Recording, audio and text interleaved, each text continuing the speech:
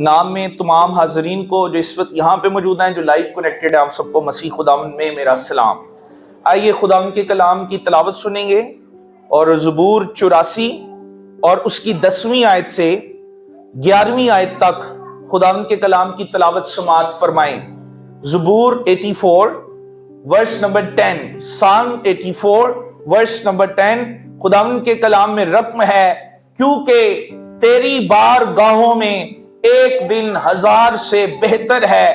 میں اپنے خدا کے گھر کا دربان ہونا شرارت کے خیموں میں بسنے سے زیادہ پسند کروں گا، کیونکہ خداوند خدا آفتاب اور سپر ہے، خداوند فضل اور جلال بخشے گا، وہ راست رو سے کوئی نعمت باز نہ رکھے گا۔ کتاب مقدس کا پڑھا جانا ہم صبح کے لیے باعث برکت ہو۔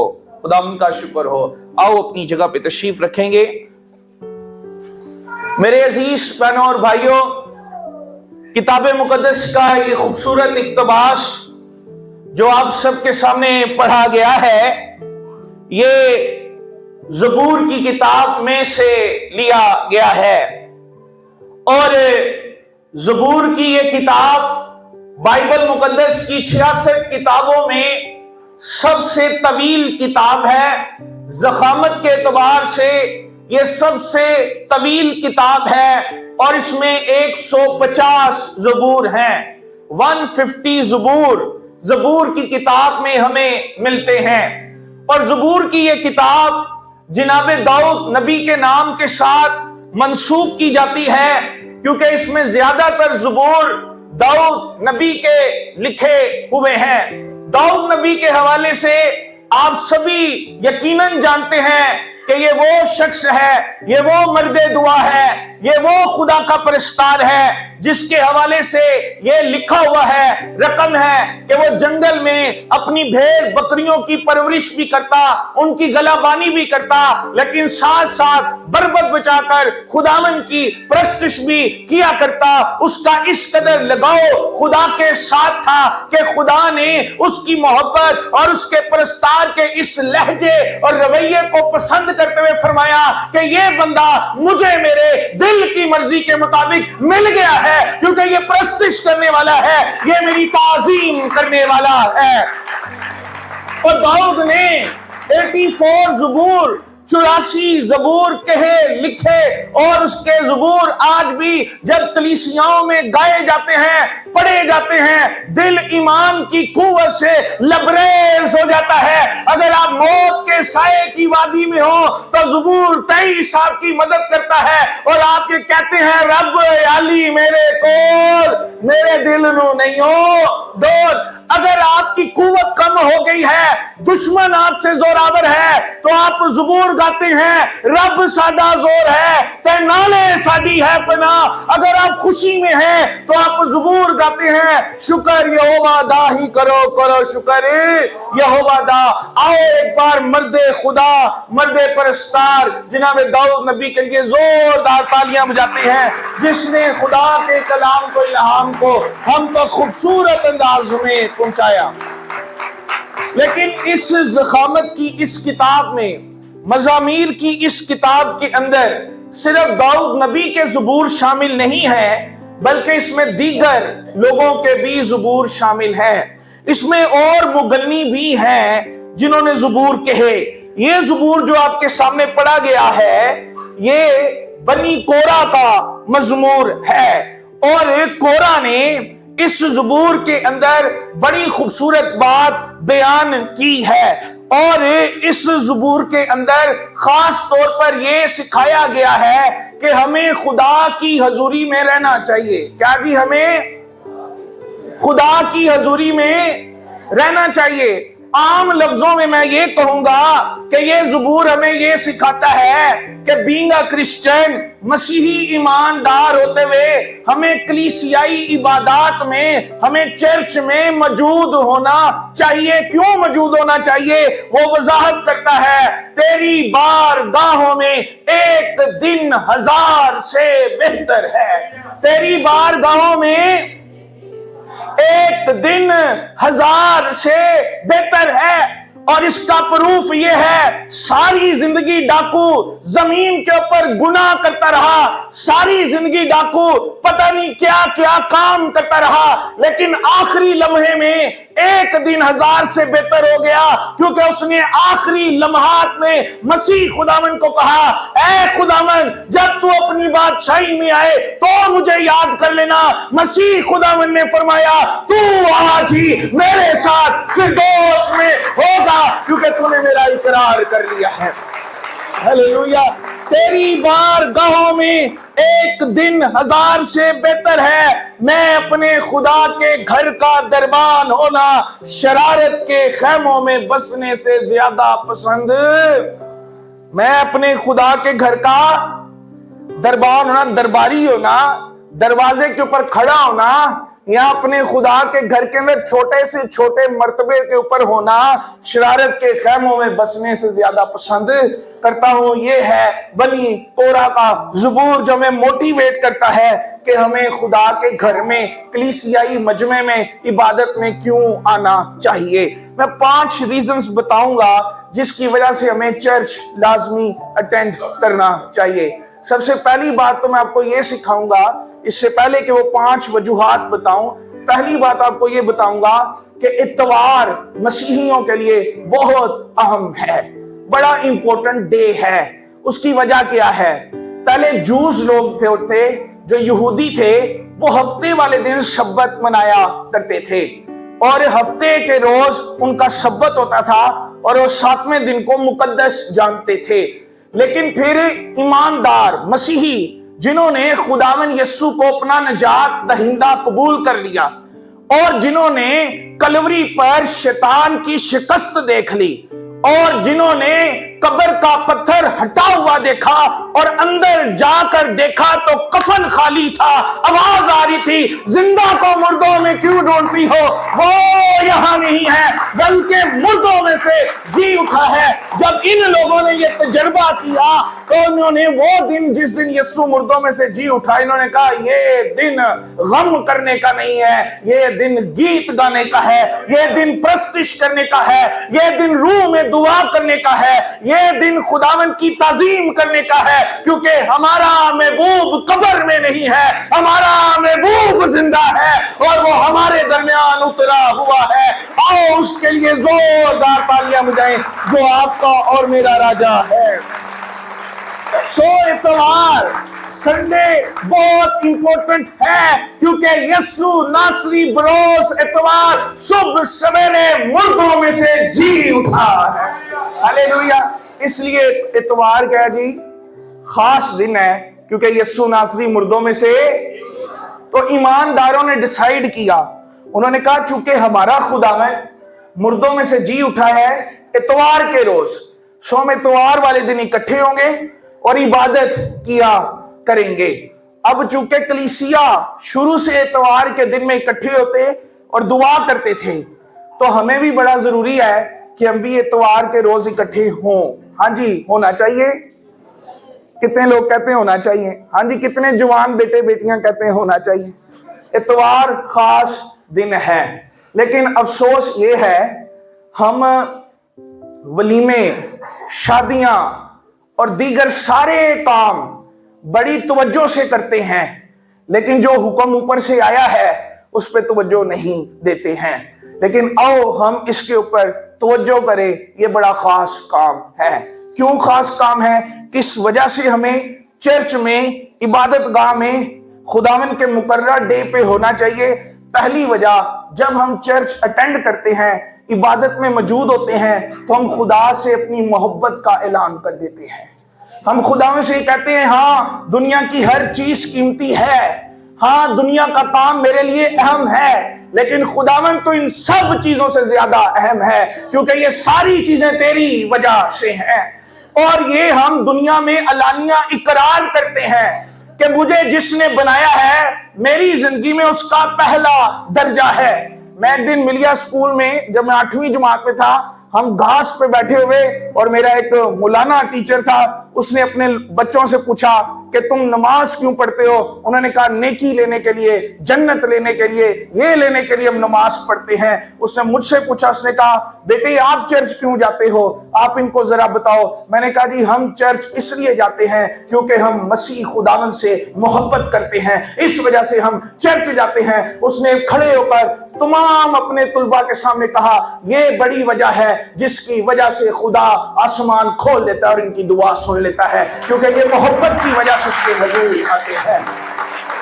سو ہم عبادت اس لیے کرتے ہیں کئی دفعہ کہ خداوند ہمیں کچھ دے گا، لیکن عبادت خداوند سے کچھ لینے کا نام نہیں ہے ہرگز ہرگز۔ عبادت تو خدا کی حضوری میں محبت کے ساتھ اپنے دل کے دروازے کو کھول دینے کا نام ہے۔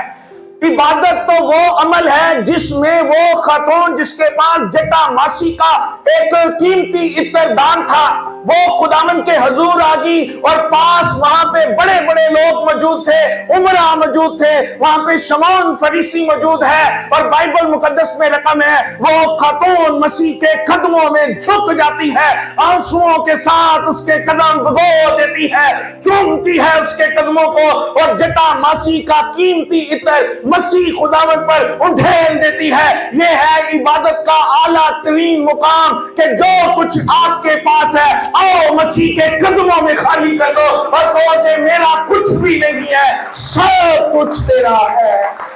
ہاللیلویا۔ ہم آج عبادت کو صرف یہی سمجھ بیٹھے کہ جب بیمار ہوں گے پھر عبادت کریں گے، جب ہم پہ مصیبت آئے گی پھر عبادت کریں گے۔ اصل میں عبادت وہ عمل ہے کہ جب سب کچھ ہو تب زیادہ عبادت کریں۔ ہاللیلویا۔ عبادت خدا سے محبت کا اظہار ہے۔ زبور 22 اس کی 22ویں آیت میں رقم ہے، میں اپنے بھائیوں سے تیرے نام کا اظہار کروں گا اور جماعت میں تیری ستائش کروں گا۔ میں اپنے بھائیوں میں تیرے نام کا اظہار کروں گا اور جماعت میں تیری ستائش کروں گا۔ سو عبادت اس لیے کرنی ہے تاکہ خدا سے اپنی محبت کا اظہار کرے۔ کون کون خدا سے محبت کرتے ہیں؟ شاباش، ہاللیلویا۔ نوک صاحب واقعی ہیں جی، ثاقب بشارت جی واقعی، ہاللیلویا۔ چلو خداوند ہمیں اس اقرار پہ قائم رکھے کہ ہم خدا سے محبت رکھیں اور اس کے گھر پہ ہماری حاضری ہو اور ہم اسے دیکھتے رہیں اور اعلان کرتے رہیں کہ تو ہماری زندگی میں پہلا درجہ رکھتا ہے۔ دوسرا، عبادت اس لیے کرنی ہے، دوسری وجہ، کیونکہ روحانی استقامت کے لیے، روحانی طور پہ مضبوط ہونے کے لیے ہمیں روحانی لوگوں میں آنے کی ضرورت ہے۔ روحانی لوگوں میں آنے کی ضرورت ہے۔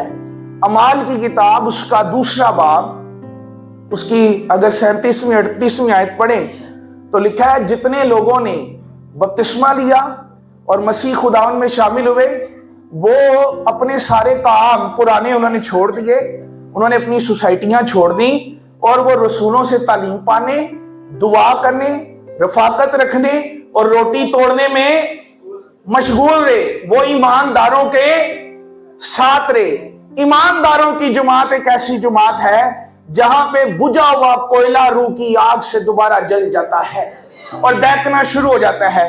آؤ اس کا ایک عمل بائبل مقدس میں سے پڑھتے ہیں۔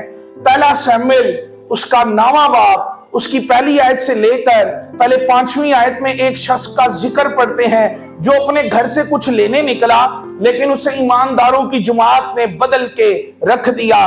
پہلا سموئیل 9واں باب اور اس کی پہلی آیت سے لے کر پہلے 5ویں آیت پڑھوں گا، پھر میں 10ویں باب میں اس کی تفصیل آپ کو سناؤں گا۔ تمام بچے بڑے بزرگ توجہ کے ساتھ سماعت فرمائیں۔ اور پہلی آیت میں رقم ہے، اور بنیامین کے قبیلے کا ایک شخص تھا۔ قبیلہ کون سا جی؟ یہودیوں کے کتنے قبیلے تھے؟ 12 میں سے ایک قبیلہ ہے بنیامین۔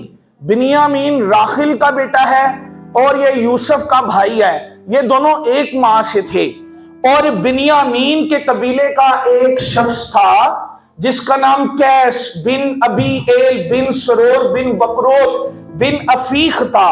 وہ ایک بنیامینی کا بیٹا اور زبردست سورما تھا۔ کون جی؟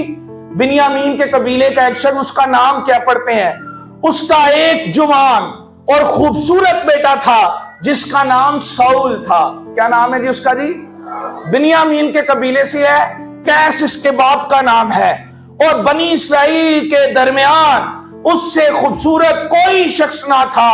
وہ ایسا قداور تھا کہ لوگ اس کے کندھے تک آتے تھے.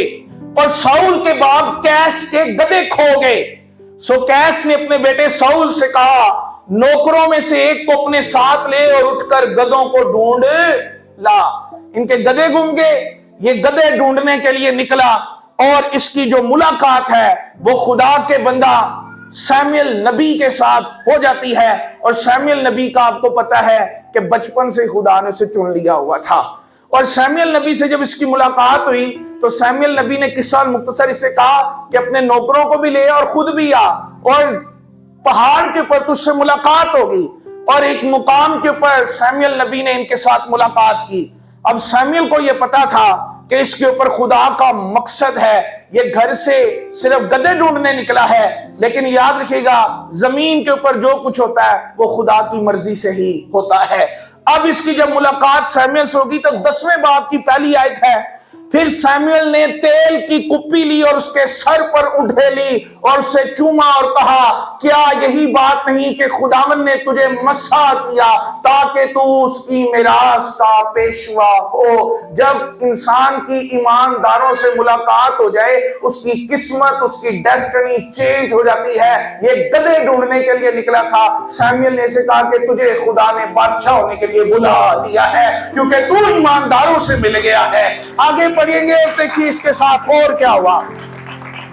جب تو آج میرے پاس سے چلا جائے گا تو زلفا میں جو بنیامین کی سرحد میں ہے راخل کی گور کے پاس 2 شخص تجھے ملیں گے اور وہ تجھ سے کہیں گے کہ وہ گدھے جن کو تو ڈھونڈنے گیا تھا مل گئے اور دیکھ اب تیرا باپ گدھوں کی طرف سے بے فکر ہو کر تمہارے لیے فکر مند ہے اور کہتا ہے کہ میں اپنے بیٹے کے لیے کیا کروں. پھر وہاں سے آگے بڑھ کر جب تو تبور کے بلوت کے پاس پہنچے گا وہاں 3 شخص جو بیت ایل کو خدا کے پاس جاتے ہوں گے تجھے ملیں گے.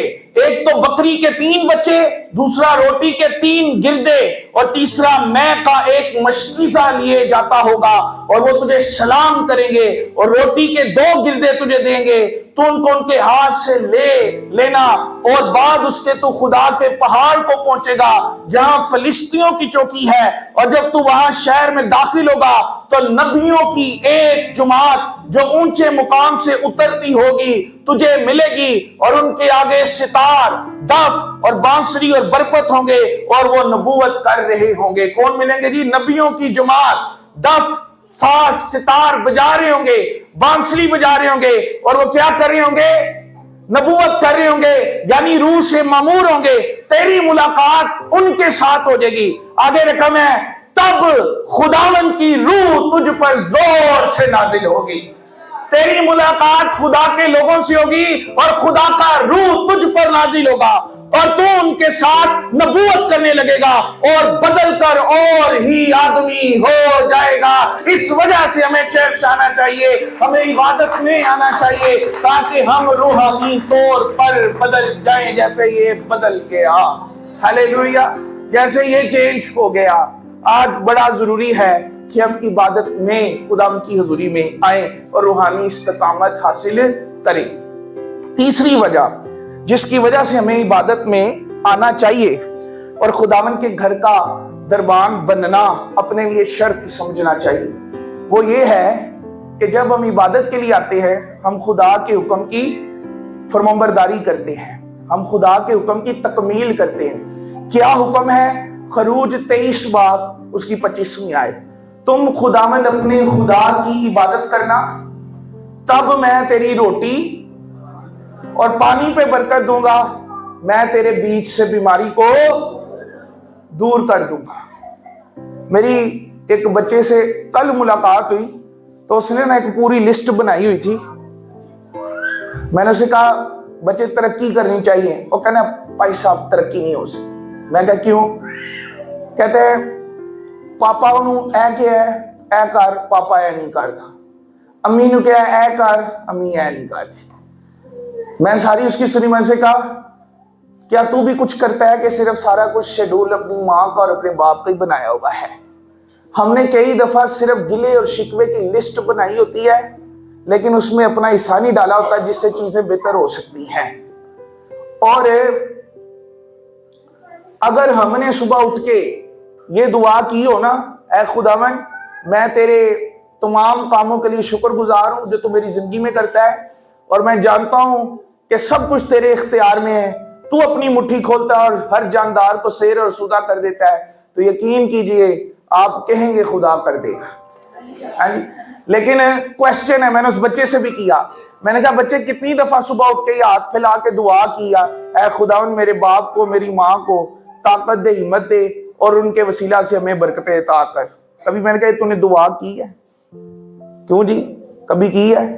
कोई भी नहीं करता। सिर्फ हम लिस्टें देते हैं, ऐ लेके दो, ऐ लेके दो, ऐ करके दो, ऐसा ही है जी, और ऐसे ही चलता रहता है। और एंड के ऊपर होता क्या है, जब माँ या बाप दुनिया से चला जाता है तो फिर उसकी चारपाई पकड़ लेंगे, कहेंगे जान नहीं देना। मैं एक जनाजा पढ़ा रहा था और वो जाने नहीं थे दे, मैं कहूँ नाल ही ले जाओ, इन्हों मैं कहा नाल ले जाओ, क्योंकि वो पूरी जिंदगी अपने बाप को सताता रहा। और हम कई दफा ऐसे ही करते हैं। लेकिन आओ खुदावन के हुक्म पे अमल करो, तुम मेरी इबादत करना, मैं तेरी रोटी और पानी पर, और मैं तेरे बीच से बीमारी को, खुदावन रोटी पानी पे बरकत भी देगा और बीच से बीमारी भी दूर कर देगा। और रोटी और पानी की बरकत से ये मुराद नहीं कि खुदावन सिर्फ रोज की रोटी देगा, इसके मीनिंग ये है कि खुदावन बचपन से लेके सर सफेद होने तक आपको अपने बाजुओं में उठाए फिरेगा। और कलाम मुकद्दस में दाऊद नबी के वसीला से ही वादा है कि मैं बच्चा था अब बूढ़ा हो गया हूं, मैंने शादी की औलाद को बेकस और टुकड़े मांगते नहीं देखा, क्योंकि खुदा उस पर फजल कर देता है। हालेलुया।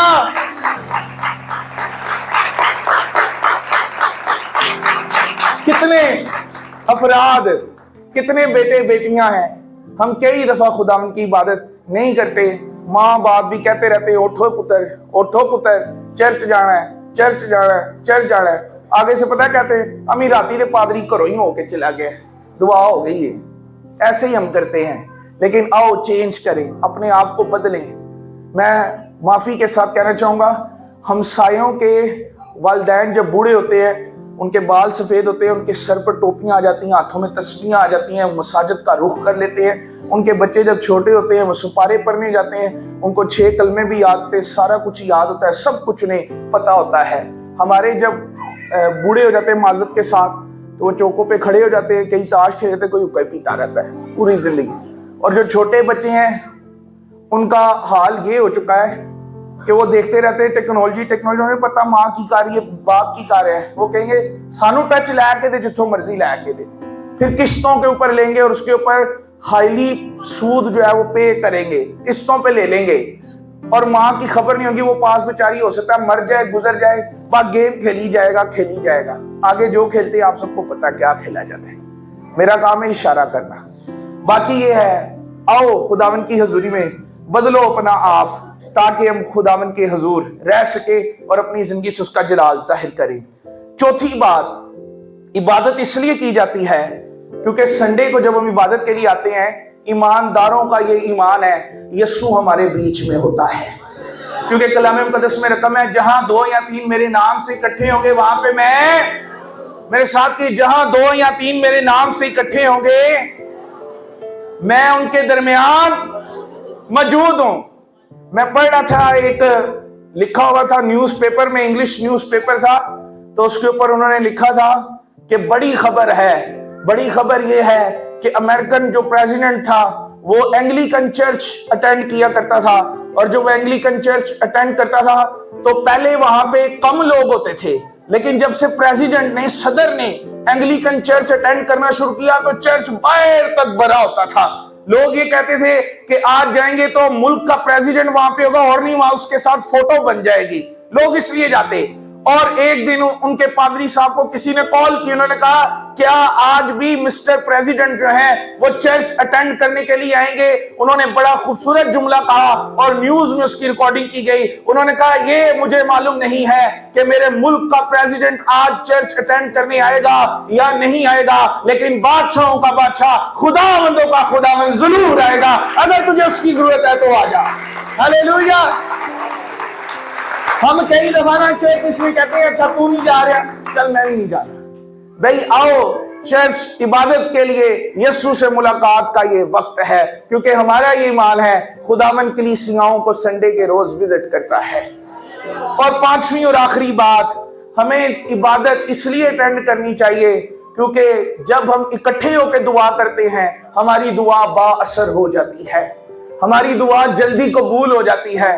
کیونکہ لطم ہے اگر دو متفق ہوں گے تو جو کچھ زمین پہ باندھو گے آسمان پہ باندھا جائے گا, اور جو کچھ زمین پہ کھولو گے وہ آسمان پر کھل جائے گا. اور بائبل مقدس میں اعمال کی کتاب اس کا 12واں باب اس کی 6 آیت کے اندر بڑا خوبصورت واقعہ درج ہے کہ جب پطرس رسول کو قید کر لیا گیا, ایمانداروں کی جماعت ایک جگہ پر اکٹھی ہوئی اور انہوں نے دعا کرنی شروع کی. انہوں نے کہا خداوند تیرا بندہ قید کے اندر ہے, ہمارے پاس اتنے مسائل نہیں ہیں, ہماری حکومتی ریاست کے ساتھ کسی قسم کی بات نہیں ہے, اپنے بندے کو اپنے جلال کے لیے استعمال کرو, اسے آزاد کر. وہ دعا کر رہے تھے, قید خانے کے اندر پطرس رسول کی نگہبانی کر رہے تھے, وہاں پر سپاہ سالار, اور کلام مقدس میں رقم ہے پطرس سپاہ سالاروں کی نگہبانی کے اندر قید خانے میں سو رہا تھا, اسے کوئی پرواہ نہیں تھی کہ میں قید ہوں. اور کلام مقدس میں رقم ہے فرشتہ قید خانے کے اندر چلا جاتا ہے اور اسے اٹھاتا ہے,